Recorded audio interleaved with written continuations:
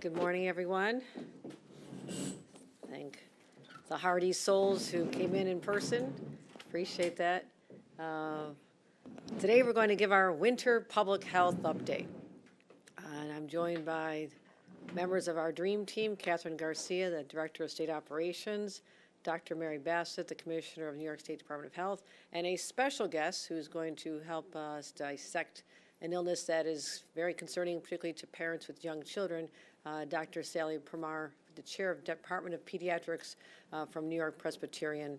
And I would look forward to hearing from her. She's a preeminent physician as well as a scientist, and she focuses primarily on the treatment and prevention of neonatal viral infections. So later in the program, you'll be hearing from both of them, but the last time I gave a public health update was October 26th. It was also the day I received my flu shot. Really glad I did. As we continue to encourage all New Yorkers to get the flu shot, we'll be talking about how there's been a dramatic increase in the number of individuals who have succumbed to the flu, dealing with that right now. Many people we know, friends, family, coworkers, are dealing with it, but it's a bad situation. And we said that back then that things could get worse with the holidays, especially as we were talking about more families gathering over Thanksgiving, and unfortunately that prediction came true. And as I mentioned back then, and even over the summer, we saw this trifecta coming. You have this situation where COVID cases go up in the winter, flu cases go up in the winter, and now we have layered on that the dreaded RSV that you'll have explained by a real expert here, so all parents know. We are going to be talking about the fact that flu cases are spiking. We'll have an update on that in a minute, but it's not just New York. I mean, this is nationwide. You can see this is, you watch the news in the morning and the numbers, the states are filling in with that bright red, and I don't see anything that tells us this is going to abate anytime soon. So we have a lot more flu cases than last year. They started earlier, which is deeply concerning to us, but it's anticipated but still alarming when you see it. So as the governor, I'm taking these trends very, very seriously. And maybe that's because I'm seared in the knowledge of what we went through last year. Many of you gathered with us, or we did it remotely, at a time when we had just gotten through Delta. We were so happy to be done with Delta. And on November 26th, right around Thanksgiving, the World Health Organization named Omicron as a new variant, and we were slammed with it. I mean, it was a variant of concern. Boy, was that an understatement. And so that led to record numbers of cases and hospitalizations. And, you know, we had to work around the clock at that time and under really intense circumstances, because our priority was during those winter holidays is to make sure that our children were back to school in January. And we succeeded, and I also know that was the time Dr. Bassett joined us. Thank you for getting us through that really difficult time. But, you know, so we know from that experience that winter is our most vulnerable time. And so we've been talking to our team since last summer, preparing, anticipating, making sure that we are never in a reactive position, but a proactive position. So we are prepared for this triple threat, as I mentioned, RSV for mostly children, the flu, and COVID.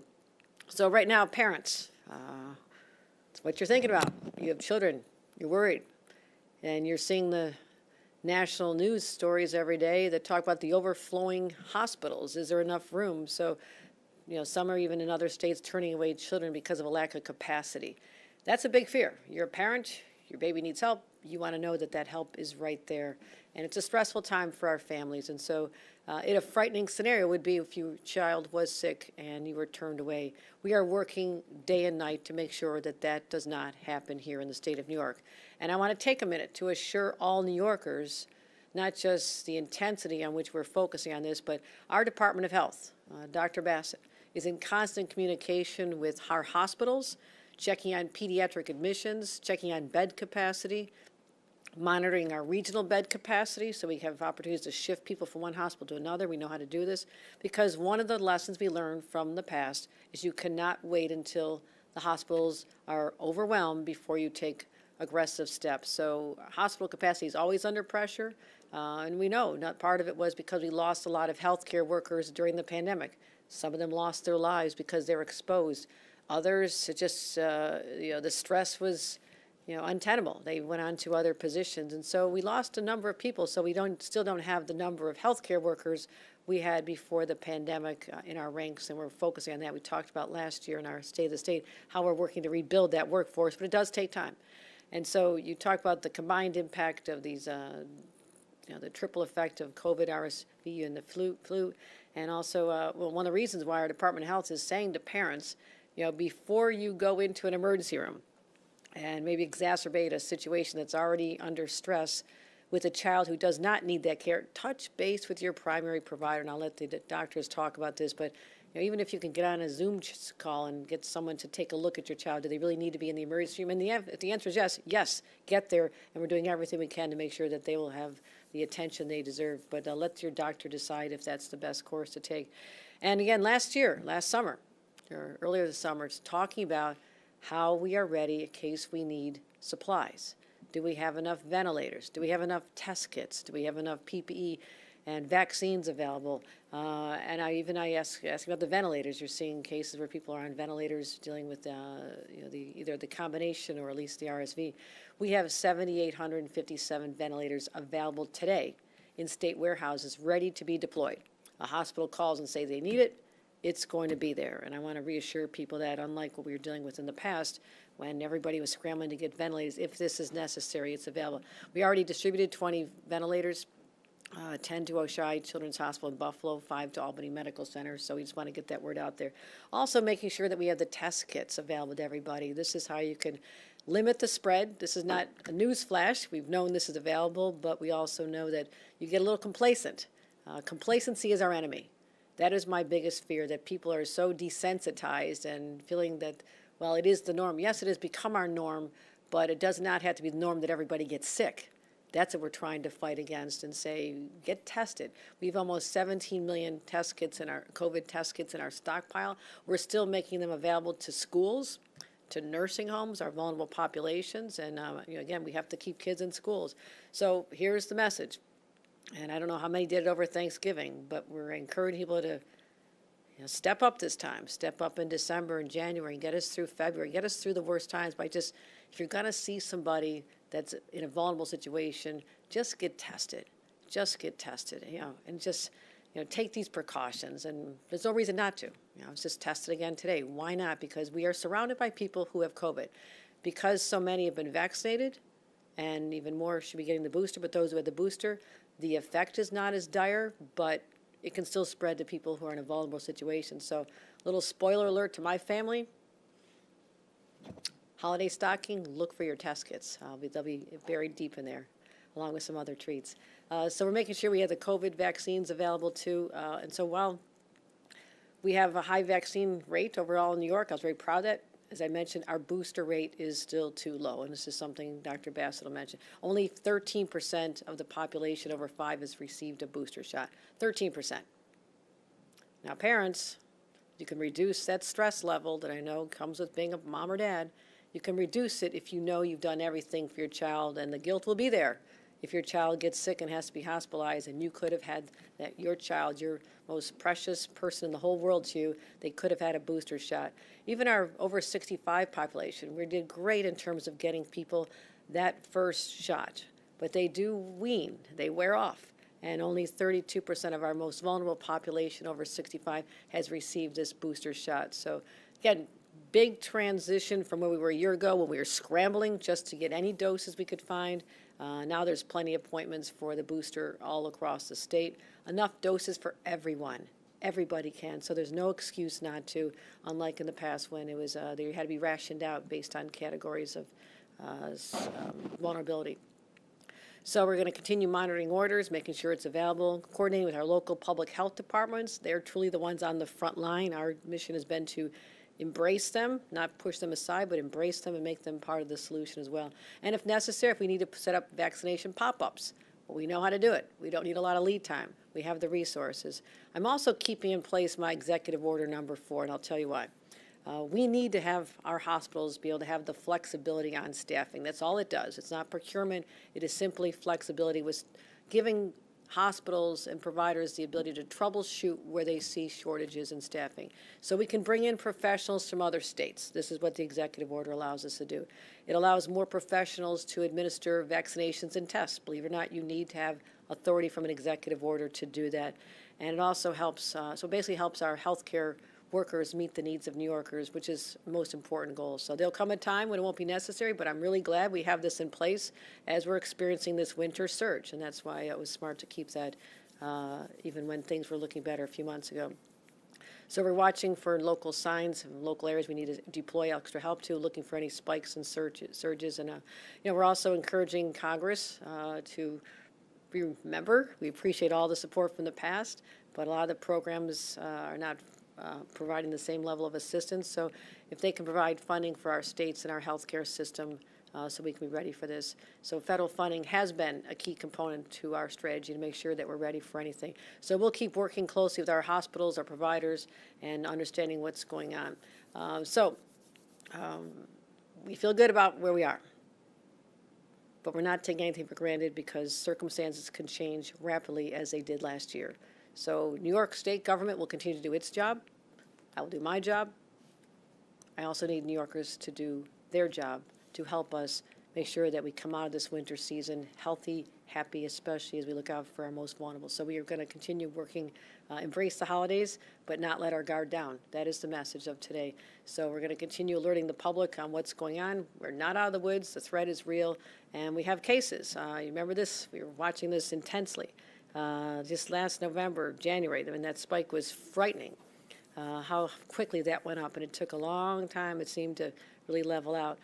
You can see our 7-day average is 27 cases per 100,000. At the time, you can see how high it was before. Long Island, we have 45 cases per 100,000. New York City, 35. Mid-Hudson, 28. And 10 to 20 new cases per 100,000 people. So it doesn't look frightening, but it didn't look frightening last October either. That's what the caution is. And our hospital admissions have increased. You can see that trend line going up. The hospital admissions are going up. We have about 607 admissions. You look at the average for a region, how we're doing with that. Long Island has a higher than average percentage of people, 3.7 admissions per 100,000. Other areas are about 1 to 3, which doesn't sound like a lot, but all of a sudden it can escalate. Since October, more than 60% of COVID hospital admissions have been people 65 or older. That's what we're talking about. That is a population that we all need to look out for with our personal behavior, but also those who are in congregate settings need to continue to get the help. Now let's turn to the flu. Look at that jump. What you see is the 2022 numbers are the gold numbers, 2022, 23. So that's where we are. Historically, the lighter blue, 2019, the mid blue, 2020, nowhere near the dramatic jump that we're seeing in a short period of time. So that's what we're concerned about, a dramatic jump compared to previous years, a 75% increase in positive flu cases since the beginning, and the flu season only started 8 weeks ago. That's why these numbers are spiking way too early compared to historical trends. And we have 27,000 positive cases right now. It's been widespread throughout New York. Cases are rising across the country. And again, this is not just us. It is across the country. We've had 22 lab-confirmed influenza outbreaks in long-term and acute care facilities. And we actually have had one flu-associated pediatric death in state that occurred at the end of November, and others are being investigated. So that's the first one this season. It's tragic. We need to make sure that more people have flu shots, and I'll let our doctors talk about that as well. Finally, RSV. You usually see a rise. I mean, this is not a new phenomenon. You just didn't hear about it as much in the past, but it started earlier, just like the flu. And it is the combination where people can be exposed and contract this combination. And it is a lot for the human body or a child to have to deal with. And these cases are not reported to us individually, like it is for COVID. So we don't have a handle on this. We track how many cases go to the emergency rooms. We'll know that number. But for those that, parents take care of their child at home and they don't have to be hospitalized, we don't know those numbers. So the reason we're watching this is, again, the categories of vulnerable people, elderly, those who are immunocompromised, and certainly our children. So been a lot of coverage on this. I know anxiety levels are high, and that's why we're going to bring in the expert. Your governor is not an expert in this space, but I do know I'm an expert at bringing in experts. So I want to let you know we will continue to be a clearinghouse. New York State understands our responsibility to manage an existing crisis, be forward-thinking, prepare for it, but also be a clearinghouse for information so people who are seeing news from all kinds of sources get the story straight here. So that's why I'm happy to be joined by Dr. Sally Permar, and she'll talk more about RSV, and then we'll ask Dr. Bassett to give some overall thoughts on how we prepare for this winter. So, Dr. Permar. Thank you. I'm glad to be here today. I can, yeah. Thank you. Thank you for the invitation today and for highlighting the situation in pediatrics, which is a lot of RSV that we've been dealing with. I want to thank the governor and Dr. Bassett for their attention to this issue and also all that they're doing for public health and children. So RSV, as you've heard the governor introduce already, is a common cold virus. It's something that circulates typically every year, often in the late winter to spring. It's a virus that can cause mild disease, like a cold, or up to severe disease.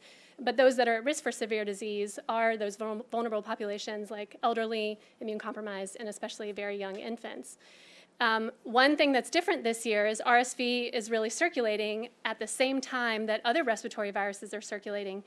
As we just talked about, the flu cases going up very high, COVID remaining with us, and other respiratory viruses that are common in the fall. RSV cases rose really quickly during that season and was very low level the last couple seasons. And so there are a lot of children who have not previously been exposed who are getting RSV now. It is something that we don't have antivirals to treat, but we do have a lot of strategies to help children through an RSV infection. Things like controlling fever goes a long way for making them feel better and breathe easier. Things like treating underlying asthma. Many of these things can be done at home when the disease is mild or in consultation with a pediatrician, like using over-the-counter fever medications like Tylenol and ibuprofen at the correct doses, working on your asthma controller medications if prescribed, and even rescue inhalers if prescribed. But we know that sometimes the disease becomes severe, and one thing that our pediatricians tell our patients to look out for is, first, a reason to call your pediatrician might be a prolonged fever, something that could signal that there's something else going on. Or if you're concerned that the current medications are not controlling difficulty breathing. But then when you really should bring your child to medical attention is when you start seeing your child have difficulty breathing. And rapid breathing and breathing that makes it hard for the child to drink and remain hydrated are good times to think about looking for medical care. Also, if your child has signs of dehydration, like not urinating in more than 6 hours. So those would be times that the emergency room is always available, and also in guidance with your pediatrician. Of course, prevention is the best strategy of all.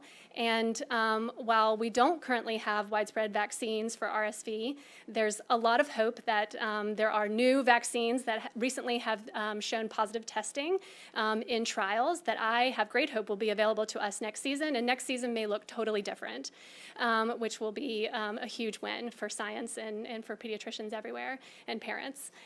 But right now, the strategies that we have are the same strategies that were used to prevent COVID before we had a vaccine, and even now. Things like staying home when you're sick, things like hand washing is very important, wearing a mask when you're in indoor, especially crowded situations. We found out how well masks work through the COVID pandemic. And then also, because this virus is circulating at the same time as other two big viruses where we have vaccines, so including COVID and flu, to make sure that your children and your family are vaccinated as recommended for those two viruses.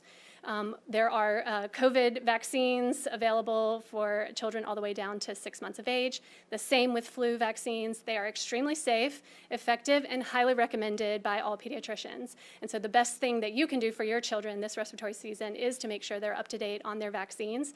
And when you have children that are less than 6 months old and not eligible for vaccines yet, make sure that your other family members and parents especially are vaccinated. Even pregnant women.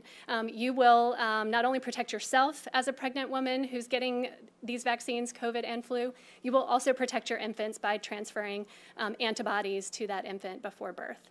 So again, thank you everyone for doing their part in helping New Yorkers stay safe, and thank you for attention to this issue. Thank you, Dr. Permar, and then you answered a lot of questions I have. I got a little grandbaby I worry about too, so thank you for answering those questions. I didn't know you could get a flu shot at age 6 months. Got to make a phone call when I leave here. I also want to take the opportunity before Dr. Bassett comes up is to thank her for her extraordinary service. As I mentioned, there cannot have been a more challenging time for any public health professional to enter into a whole new position than we had last December when Dr. Bassett joined us, and we recruited her away from Harvard. We were delighted to even have this transition time, which we're grateful for. And her leadership really gave us that sense of calm when all of us needed that, and particularly the people of New York State looked to her in our press conferences with that knowledge that she possessed, but also the way she was so relatable and talked about not just those challenges, but also as we got through to issues like monkeypox and others, where she really put a spotlight and put us ahead of other states in terms of the warning signals that went out and how to deal with it. So Dr. Bassett, on behalf of a grateful state, I want to thank you for your service and thank you for being here again today as we continue to take advantage of your many extraordinary talents. Dr. Bassett. Well, thank you very much, Governor. It's really been an honor and a pleasure to have served, and I'm so delighted that you have a full 4 years ahead, and I'm here today to talk about what some people have called the tridemic. We are, in fact, as you've heard from the governor and from Dr. Pramar, very concerned about the flu season, about RSV, and about COVID. So together with the other respiratory viruses that also will likely increase, it's important for us to send out another warning and to remind everybody of the simple common sense things that we can do that were outlined by Dr. Pramar and the governor and the interest. It's a teaching tool, I guess, to repeat things. And I want to remind people how important hand washing is, how important it is to cover your cough or your sneeze. We got to get our kids doing this again. And everybody, we need people to be sure to stay home when you're sick. There's a reason that people have sick leave, and you should stay home when you're feeling sick, and you should avoid and encourage other people who are sick to go home. Additionally, we've really focused a lot on the critical importance of vaccination. We have highly effective, safe vaccines for both flu and for COVID, and the important vaccine for COVID is the new bivalent vaccine, the one that is for the first time keyed to the circulating variants that we have.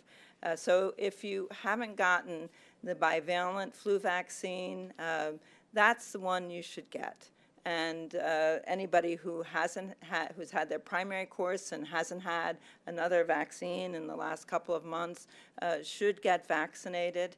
It will keep you from getting very sick, even if you get infected. And last of all, I want to remind people of the importance of masks as a way of reducing the spread of infection, especially in indoor crowded settings.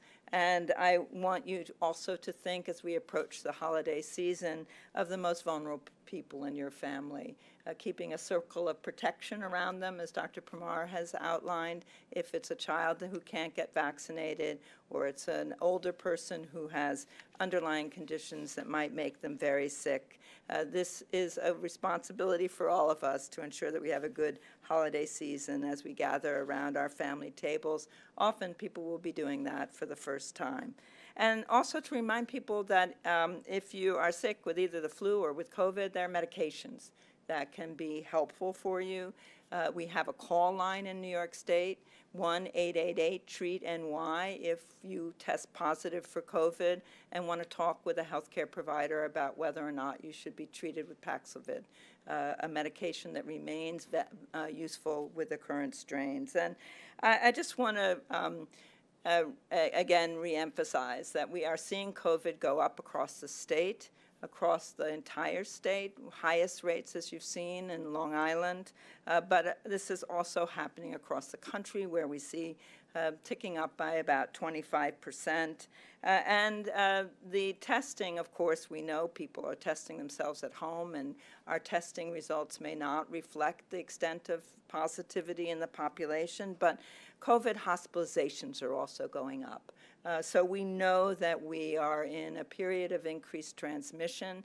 We expected this as the cold weather came, as people have stopped wearing masks and started getting on with their lives. But the numbers are extraordinarily worrying. Only 13% of the population that's eligible for the bivalent booster, that's people who are 5 years and older, have received this booster. And we are most worried about elders, people 65 and over, and we are at about 1/3 of that population. So we can't emphasize enough the importance of people getting their shots. And we want people to be as protected as they can be from serious illness and death. You've heard about flu and the early and dramatic rise in flu cases. We've seen a 76% increase in positive flu cases in this single week. We're over 27,000 cases. In 2019, the last year that we had a sort of usual seasonal flu season, in a single week we just hit 17,000 cases. So the numbers really are up, and they're early this year, and there is a safe and effective vaccine for anybody 6 months and over. We have just reported the tragedy of a death in a healthy child, and we want people to remember that very young children are eligible for the flu vaccine as they are for COVID. So also I've mentioned masks, and we are aware, for example, in Long Island, that the levels of transmission reach the levels where the CDC is recommending indoor masking. So I know that Dr. Primar talked about RSV and that we don't currently have a vaccine, but the same preventive measures work. Wash your hands, cover your cough and sneezes, avoid people who are sick, and wear masks. And I just want to end, because this is likely the last time that I'll be in front of cameras, by thanking the governor for caring so deeply about the health and well-being of all New Yorkers, and for doing throughout her tenure everything possible in her power to prepare us for the current and future public health departments, and for being a leader whom I've been very proud to serve. Thank you. Thank you, Dr. Garcia. Thank you. All right. I'll be happy to take any questions. I can't really see out there because the lights are really bright for some reason, so Hazel, can you take over? Hi. I'm curious if the health professionals or you have any sense as to why we're seeing flu and RSV numbers that are so much through the roof compared to what we've seen before. Any theories as to why that may be? I have my theories, but they're not medically based, so let me defer to Dr. Bassett, and it may just because we were all wearing masks in the past too. So. I can, we're coming out of a period when our children were really cloistered. They weren't going to school. We were keeping them away from other people, even from other children. And so I think that, and this is hypothetical, I mean, we're just speculating, that kids haven't been exposed to many common viruses that they, in another time, would have been exposed to. So we have sort of a whole bolus of children who don't have any prior immune protection. So that's the most likely explanation in my view, and I see Dr. Primar nodding her head. Yes. So, here we are. Now we all know that one of the prices we pay for mixing among other people is the transmission of viruses, and we have some highly contagious viruses, but we have a lot of tools. And if there's anything that I get across today, it's that vaccinations are there, they're available, and we need people to get vaccinated.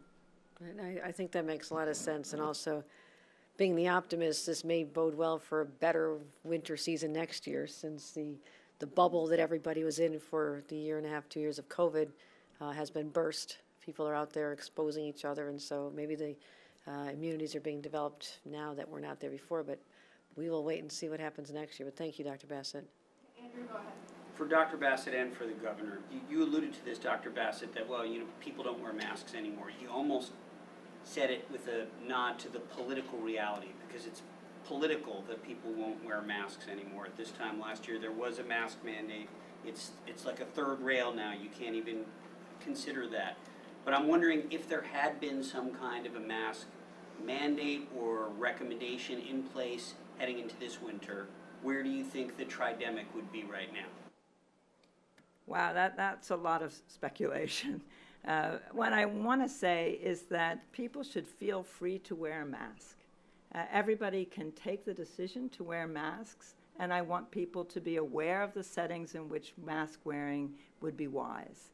So as you see, I wear a mask, and I frequently invoke my 94-year-old mother as the person who I'm very committed to protecting from infection.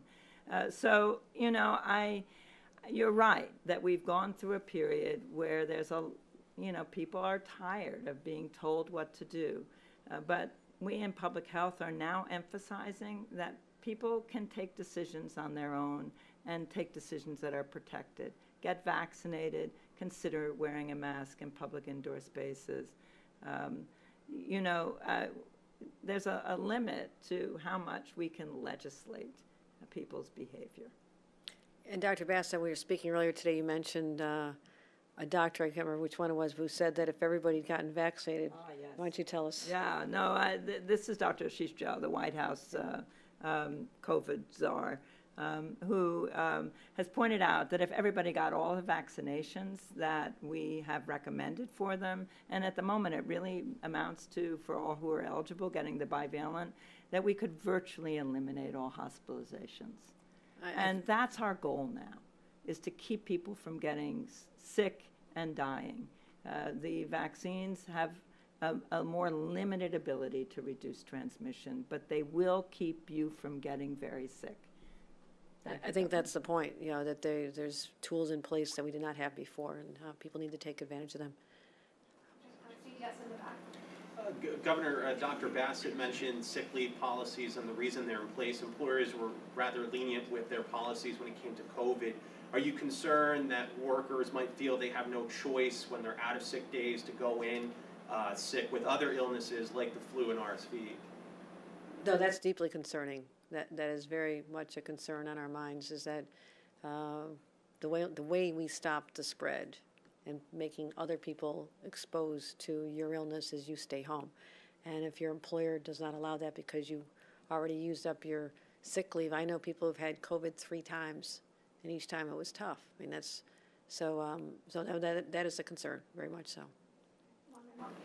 Madam Governor, whose decision was for the commissioner to leave, and will you have a replacement by the time she departs on January 1st? And if I may, do you think there should be an independent investigation on how the Attorney General handled the sexual harassment allegations made against her Chief of Staff? That is a multi-layered question. I'll answer Dr. Bassett. I know Harvard calls. She's answering, but I'll let her say that she's very welcome to stay. Thank you, Governor. So, as I've said in my public statement, I think it's appropriate that the incoming commissioner have a full 4-year run and be able to work under the leadership of Dr. Hochul, who has now become the first woman, the first person, I believe, from Western New York in nearly a century to win the position of governor in this state. This was my decision. Thank you, and no, it will not be filled by January 1st. We're going to conduct an extensive search. These are big shoes to fill, and we're going to make sure that we find the best person to manage this. And so we have a lot of institutional knowledge in our operations. Dr. Bassett imparted a lot of strong values that are still embedded in that department, and so I feel confident that our team will be able to manage through the next few months, given that We had our first 4 months last year without even a commissioner at the time, and Dr. Bassett stepped in and was a lifeline for us. And, with respect to the question, we must be clear in condemning sexual harassment wherever it arises. There needs to be accountability, and my understanding that steps were taken toward that. Morgan, last question. Governor, when it comes to the sexual harassment allegation against the Attorney General, do you think it was unethical for her to hide it until after the election?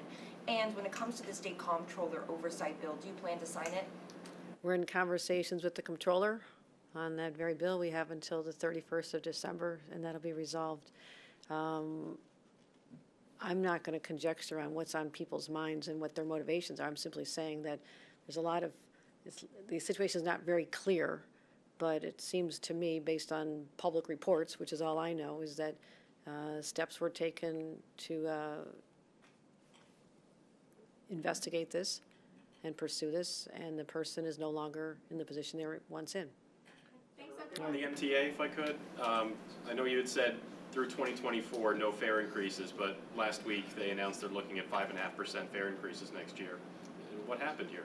Well, we're looking at all the circumstances of the changing economic climate for sure. If you looked at our finances last fall, winter, spring, summer, they're very strong. But the economic headwinds and what we're listening to forecasters tell us, we listen to experts all the time. It's hard to predict the future, but there are signs that are concerning to us. We have to make sure that the MTA is properly funded. There is no alternative to that. It has to be funded, it has to be invested in, it has to be maintained at higher levels than even we have now. And that is my commitment to the people who use that lifeline to conduct their everyday lives here in the metropolitan area. Thank you, everyone.